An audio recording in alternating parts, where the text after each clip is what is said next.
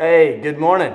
Brandon LaRue here. Just wanted to get a lot of good feedback from posting some videos about some training knowledge and things that you can incorporate into your routine or hopefully your new routine if you're not in a routine. So today's topic is going to be on core training, okay? And core training meaning, midsection. Despite, like a lot of things in the nutrition, the fitness, the strength conditioning world, awareness is very high, yet practical application and actually good knowledge is low, okay? So today I want to talk about some ways to optimize core training, okay? And really, core training, the foundation of it should be, in my humble opinion, should be more about anti-movement than it is about movement. Here's what I mean. Most people, do a bunch of, they're doing sit-ups, a ton of volume of that, a ton of volume of, reverse crunches. Those are just a couple off the top of my head. I mean, there's hundreds of them.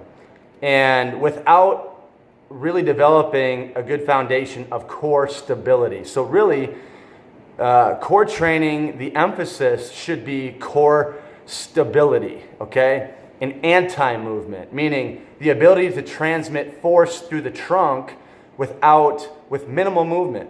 And if you think about this, here's a good way to think about this. Watch elite level athletes, okay? Elite level athletes who possess tremendous amount of athleticism, tremendous amounts of core strength and stability. A good example is, if I'm on my knees here, if I'm an Olympic sprinter, okay? If you were to watch an Olympic sprinter and they're running, okay, they have these rotational forces between their lower half and their upper half.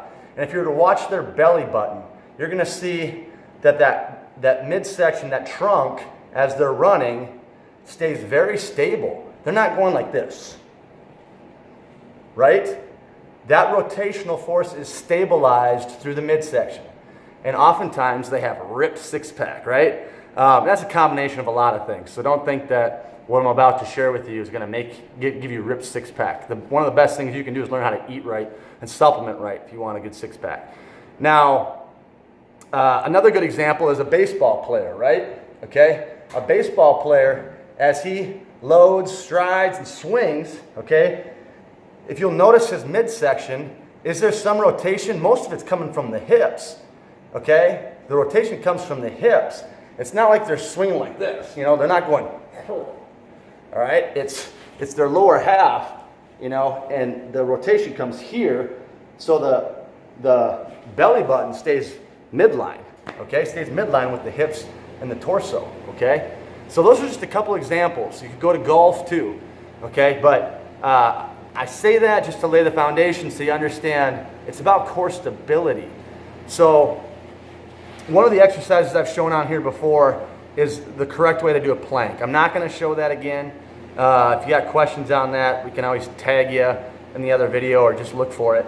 But I want to show you a couple of other exercises, just a couple, I'm not going to show a bunch, that I think are great progressions of the plank, okay? Once you kind of understand and master that. And the two are the body saw, okay, body saw and the ab wheel.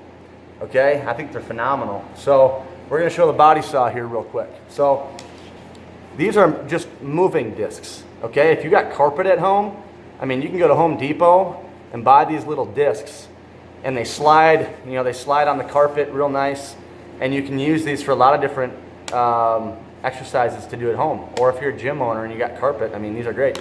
So here we go. I'm going to put my toes right in the middle of the moving disc, okay? And I'm going to assume a plank position, okay? So remember, our hips are locked. I'm pulling at the ground, okay? And now all I'm going to do is I'm going to push myself back while maintaining all stability, and I'm pulling myself back to the beginning position. Push, pull, push, pull. Notice how when I push my hips, I don't lose my hip stability and my core stability. I got to keep this here. push, pull. Okay? Incredible exercise to add into your routine. The other one is the ab wheel.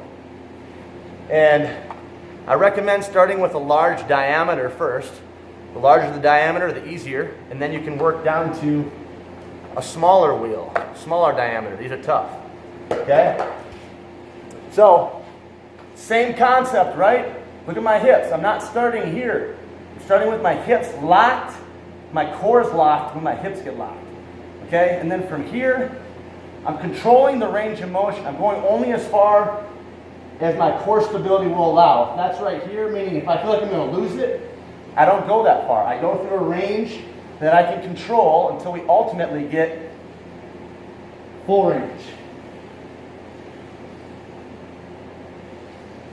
Watch my hips. Notice how they don't buckle, okay? So use those, okay? Incorporate that with good eating habits, good supplemental habits, good thinking habits. Maybe someday you'll get that six-pack. God bless. Say hi to Jesus if you haven't said hi to him in a while. Have a great day.